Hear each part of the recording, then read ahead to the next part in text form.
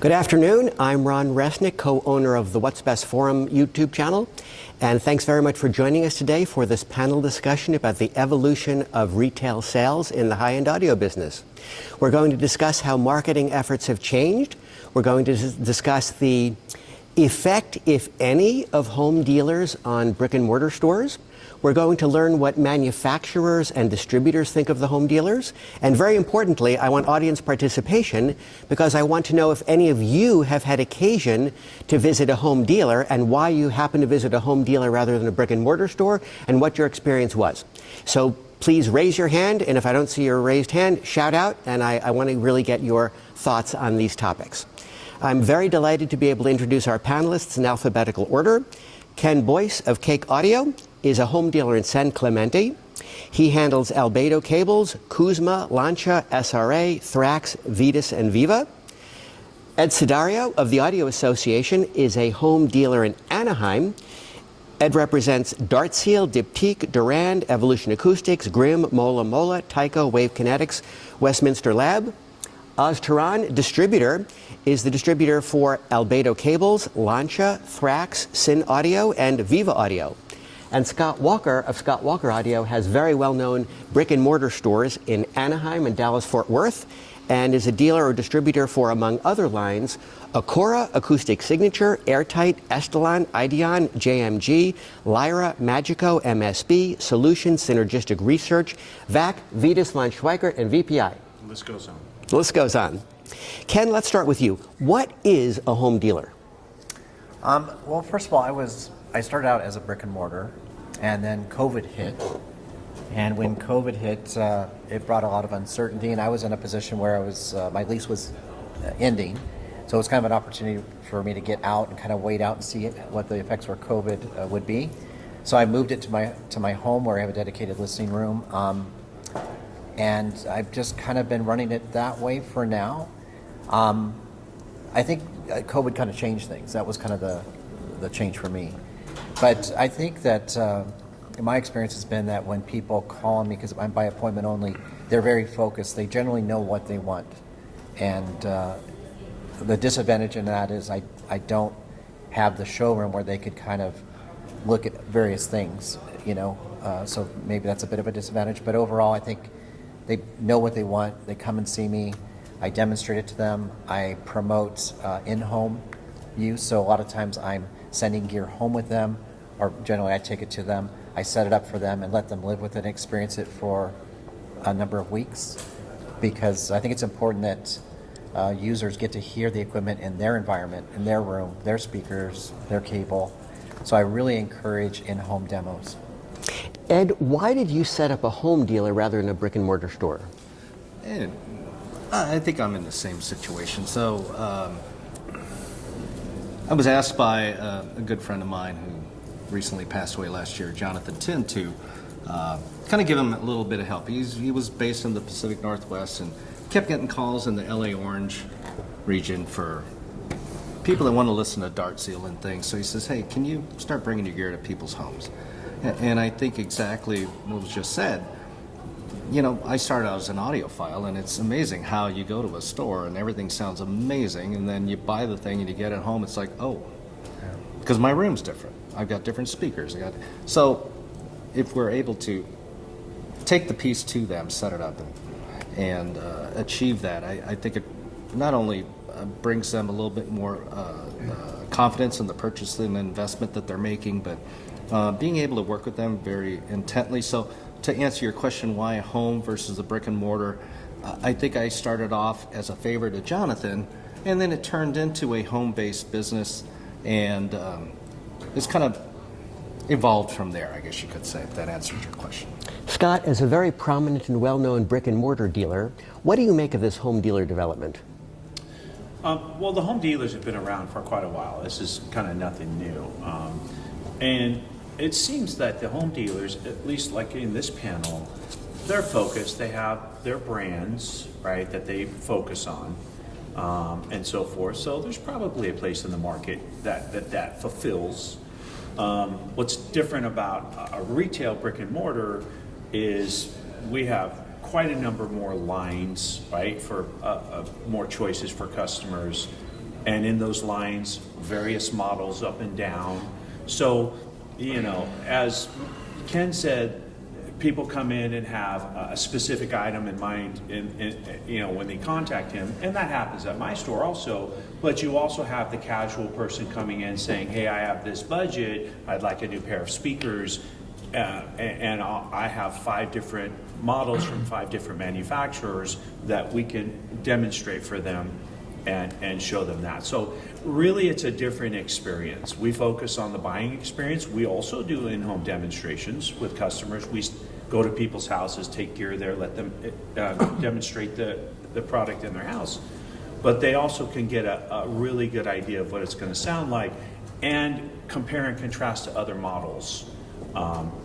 And frankly, we, being a brick and mortar, coming up on 20 years here in Orange County, we have Macintosh, Bowers & Wilkins, Phillips Faber, some of the more well-known brands that require a brick and mortar sort of storefront. So we get a lot of that business that comes in and so forth. So it's really a whole different animal than a home-based business.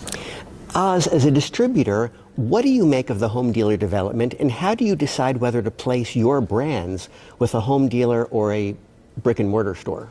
To be honest with you, there's really no difference. It all depends on how motivated the dealer, whether it's a home dealer base or a brick and mortar. Because at the end of the day, especially for my brands, but for a lot of the other brands that the esteemed gentlemen are presenting here, you really need to basically have the dedication from the dealer, whether it's a brick and mortar or home, to take it to the client. In other words, try to give them a personalized service, which is very, very important, because in high-end audio, some of the gear that we're offering requires home demonstration. So like Scott just said, they're doing actively home demos, and Ken also mentioned to that. That's the most important thing for me, to choose a dealer. And in all honesty, as a distributor, the more important question is, what's the quality of the dealer? How focused they are? Mm-hmm. Are they catering to my products and to that client base or not? That's the most important thing for me to decide who I'm going to work with. And obviously the motivation and dedication to take it to the client's homes. That's the most important thing. So I think they complement each other, but not like every watt is not equal. Not every dealer, not every home-based dealer is the same. Not every brick and mortar is the same. Ken, I'm thinking about famous retail dealers like Michael Kay of Lyric, Andy Singer of Sound by Singer back in the day, Elliot Fishkin of Innovative, Dave Wasserman of Stereo Exchange. Why would anybody go to a home dealer when they can go to a brick and mortar store that has a reputation built on 10, 20, 30 years of customer service and being well known? I think, not to say that a brick and mortar doesn't do this, but it's a very personal experience when a client comes to me. It's very one-on-one. I recently sold a airtight Opus phono cartridge, top of the line phono cartridge, to a customer I have in Boston. And I flew to Boston. I spent 2 days with him, installing the cartridge, doing the proper alignments, and taking all the proper measurements. I brought an oscilloscope with me. And while I was there, I was able to address some of his other concerns. He had a bit of a ground hum going on, so I opened up his electrical outlets. I installed a Furatech NCF outlet and cleaned up some of the noise that was going on. So I spent 2 days with him, just trying to optimize everything. So for me, with my customers, it's a very personal, very one-on-one kind of experience, and it's more, I think, one-on-one kind of a situation. Ed, I read off for you a very long list of products and brands. How do you demo and market so many products and brands as a home dealer? It's not very easy.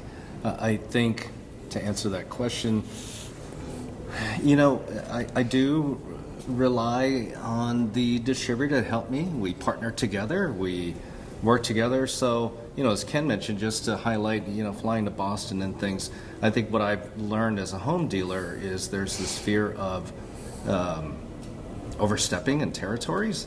And so I work very closely with my distributors to make sure that I stay in my lane and support.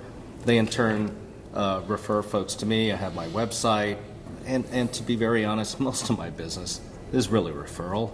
I'm not here to compete in volume as many brick and mortars can generate, but I do, as Ken mentioned, try to offer that really bespoke, personalized service. And it's just like Ken described. You go there for a reason, and it's funny how that morphs into like 2 or 3 different other things while you're there. So, really trying to get my name out there, I really rely on the satisfaction of my customer base to help spread the word of what I do and the brands that I represent and the type of service that I offer. Scott, if you had an area that was not presently covered by one of your dealers, would you ever consider working with a home dealer to try to open up a new or remote area not presently covered by a home dealer? No. Yeah. No. And here's the reason why. People don't know what they don't know, customers. At the end of the day, whatever someone buys from us, I want them to be over the moon with, right? Mm-hmm. So, you're talking about someone's house. Mm-hmm. Now, and unless it's a 10,000 square foot house, they're only going to have a certain number of items there, right? And that's not any negative on these guys. I'm sure they do a fine business and all that kind of thing. But, I have a customer in this crowd that came to my store, listened to 3 or 4 different speakers, narrowed it down to 2 candidates, and it's a very expensive pair of speakers. And he did it in-home demonstration. I offered to bring both speakers to his house for him to live with for a couple weeks, which we did. And he wound up choosing one of the speakers. So, but we started with a wide field that fit his budget, narrowed it down to a couple contenders, and then we plugged them into his room with his electronics, his acoustics, his power, and all that, and he wound up purchasing one of the 2. And so that, they just don't have those variety of choices, etc. So for me, that really doesn't fit the buying experience I want my customers to have and the choices that they have. That's my philosophy, So it might be a little different than these guys, but that's the way we see it. This is a question for anybody on the panel. What do you think manufacturers think of the home dealer concept? Do you feel that manufacturers think that home dealers might be able to provide a very focused, concentrated service because they carry so few brands? Or do you think manufacturers feel like a home dealer reduces kind of the classiness and gravitas of the brand? What's your impression of what manufacturers think? There are 2 camps.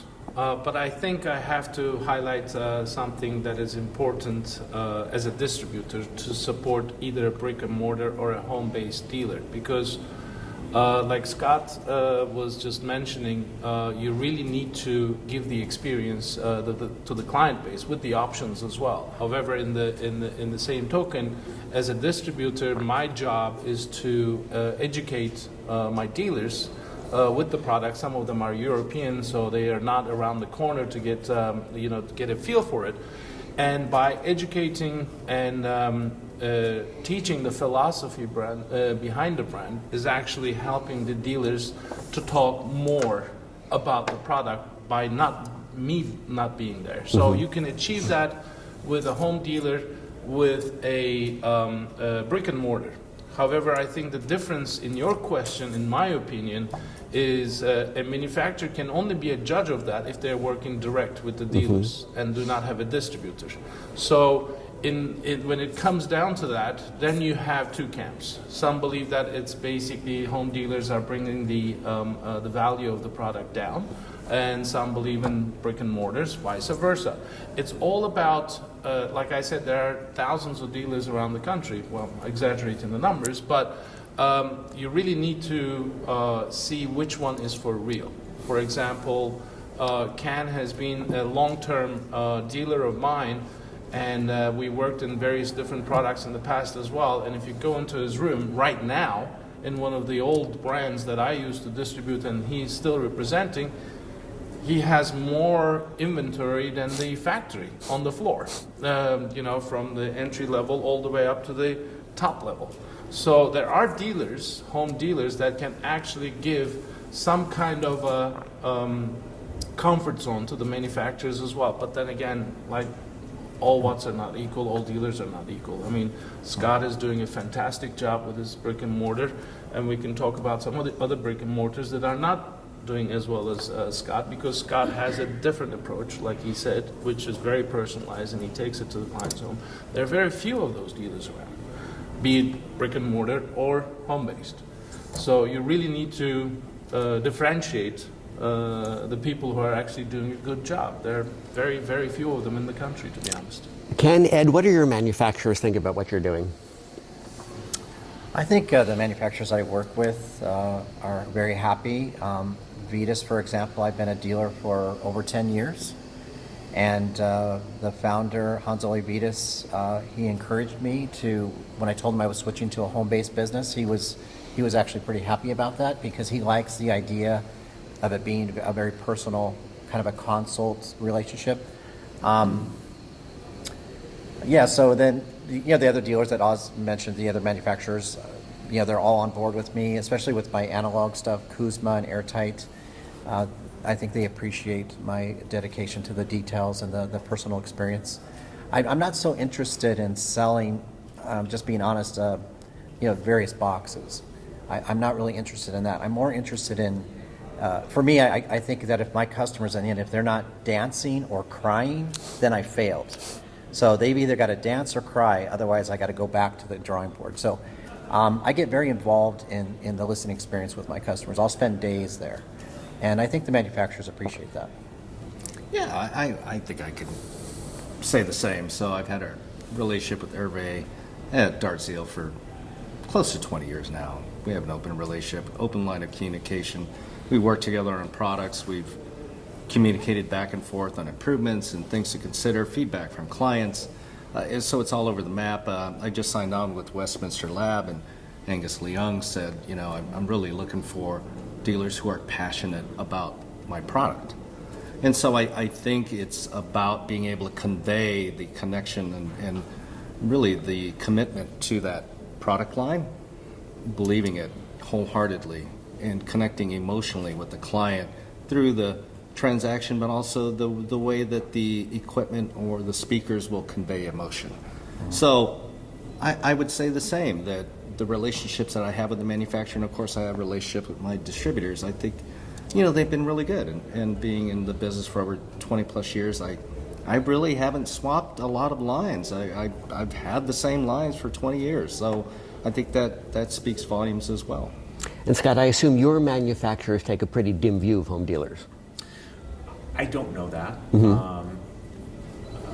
Most of the companies that we work with are larger name. Not that these aren't large name, but these are more boutique brands. Dartzeal is a very boutique brand, and some of these others, Sure. And we have boutique brands also, right? So I don't know what their mindset is on that. I know that 10 or 12 brands of ours, you have to have brick and mortar, or you cannot become a dealer. They do not do in-home dealers. So, and they have requirements. You have to have a certain number of items on the floor, and they have, and so forth and so on. So it's a sales program that they work with the dealers and all that. It's an official program. Macintosh, Bowers and Wilkins, Sonus Fairley, these kind of brands. So I don't really know what the manufacturer's kind of mindset is on the home dealers. I don't know. I've not really discussed it with them. Has anybody in the audience had occasion to visit a home dealer? I don't know if this qualifies, but I've worked with home dealers, but I've never really been to their house/place of business. They have come to my house and spent a considerable amount of time assisting me, demonstrating, setup, etc. Any questions from the audience for our panelists? Mark. So one thing you haven't discussed is maybe we might call a hybrid model, something like Rhapsody, where they've got a brick and mortar store and they metastasize across the country. to get product to audiences where they might not be? I don't know. The question is How that fits in. the question is about the Rhapsody Listening Room model, where Bob Vizentainer has headquarters in Brooklyn and has listening rooms at homes across the country. Any thoughts on that business model? It's not a model that I would vote for because it's easy to appoint a home dealer as your dealer base. Whoever becomes your. I don't sell direct. I don't have a storefront. I don't have a demo room. So I have only dealers. But when you basically appoint somebody that bought a system and appointed as a point of contact, it's not giving you any experience. It's just giving you a venue to listen to stuff. It's not giving you any information. It's not giving you any expertise. It's not giving you any expertise about that home-based dealer showing you multiple of products, but just 2 products, maybe 1 system, 1 amplifier. That's the part that I want to basically stay away from as a home dealer, because that is basically what is killing. I shouldn't say killing, but what is actually creating this misconception about the brand's loyalty, the brand's existence and importance, and the philosophy, what is behind it, and the service.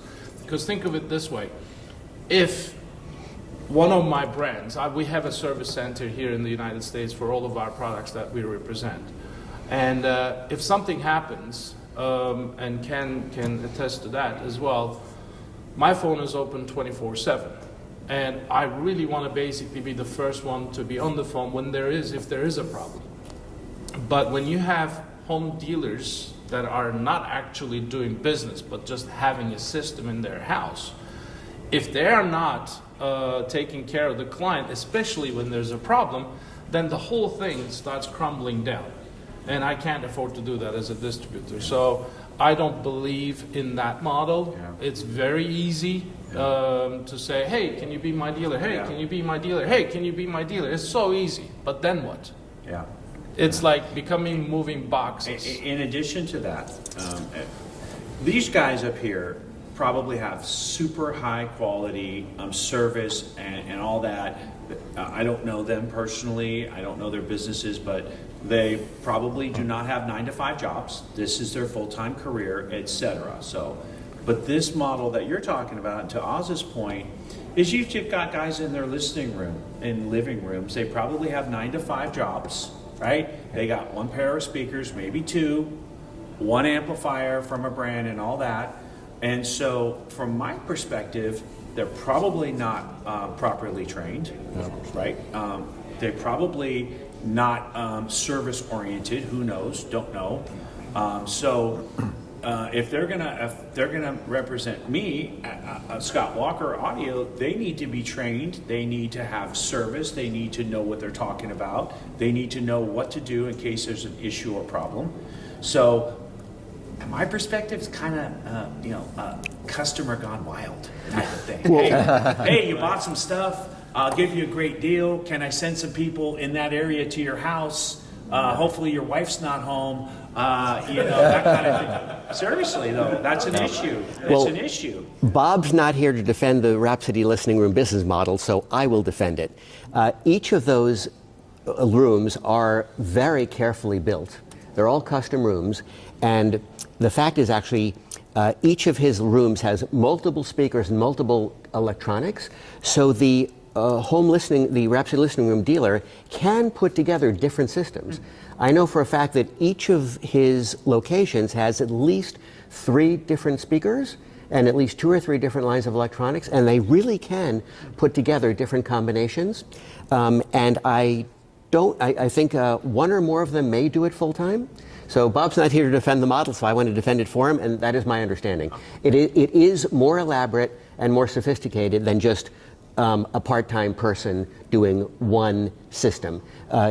Each room has multiple speakers. They can roll in different speakers and assemble different associated components.